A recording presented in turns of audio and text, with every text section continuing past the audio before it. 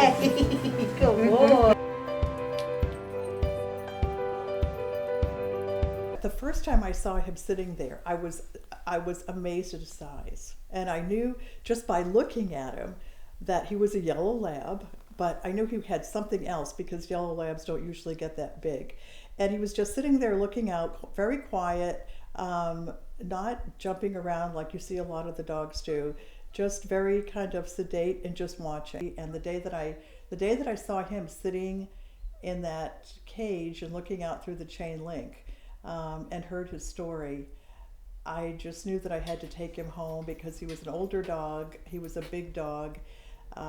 He was unlikely to immediately find an adoptive home unless we could discover some things about him that we could use to encourage people to look at him to adopt. So he came home with me, and we learned a lot about him in the first 24 hours and much more as the weeks went by. And he had obviously had some training. He knew a lot of commands. He was a really friendly dog, not a big kisser, but he would love to climb in your lap. I think when I first brought him home, I was a little concerned because of his size, because he only weighed 80 pounds, but I knew he could get a lot heavier. And I was a little in awe of the bigness of him. But I also knew that since I had volunteered so long with the Humane Society, that they would not have sent him home with me without knowing that it was someone that I could handle. So then to my surprise, within 2 or 3 weeks, he didn't look that big anymore.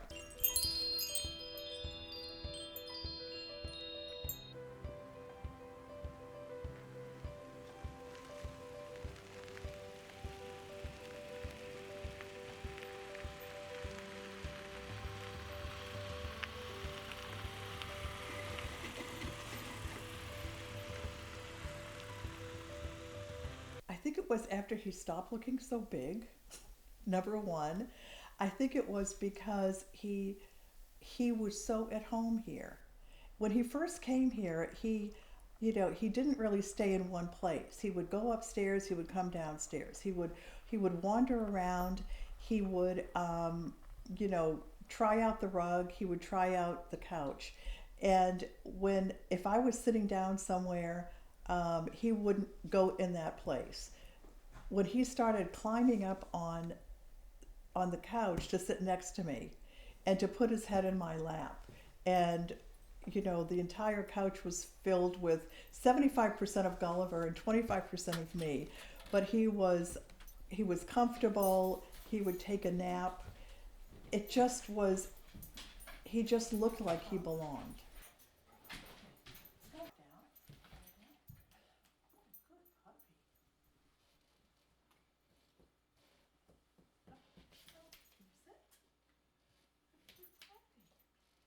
So these are some of the commands that we learned at the shelter, and with the trainer who helps us there. And everything is done with a treat if you have a treat motivated dog, which he definitely is. Can you sit for me? Can you sit? Down. Good. Good boy. Okay. Come on. Sit.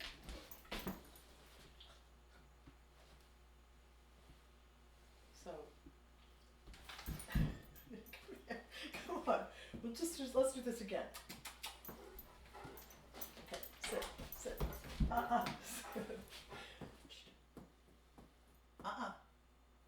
Good boy. My goodness. What a good puppy dog. What a good puppy dog you are. What big teeth you have. Oh my goodness. Yes, I am. Don't get scared by the furniture. So another thing I learned about him is that he likes to have his whole body scratched, and not so much a head petter. And that was something that he almost seemed to be shy when I was petting his head. Like and you wonder, like, did he get it caught in something at one time, or did somebody smack him on the head when he wasn't doing something right? So, but he'll lean up against you and, really wants to get scratched this whole length of his body. So that's his, that's his comfort. That's his comfort area. And these are all these little things are things that you can share, on a foster when, you're giving information about a dog that you're not going to discover in the shelter. And he looked like this is where he was saying, I know my place here, and this is where I want to be. So it was kind of a combined thing. I felt that way toward him, and I think I was getting the sense that he felt that way toward me. And now it's wherever I'm sitting, he's up on the couch, and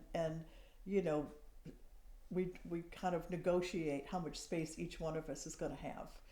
But you just kind of know. It just becomes, this is the dog that we were looking for, but maybe didn't know we were looking for this dog.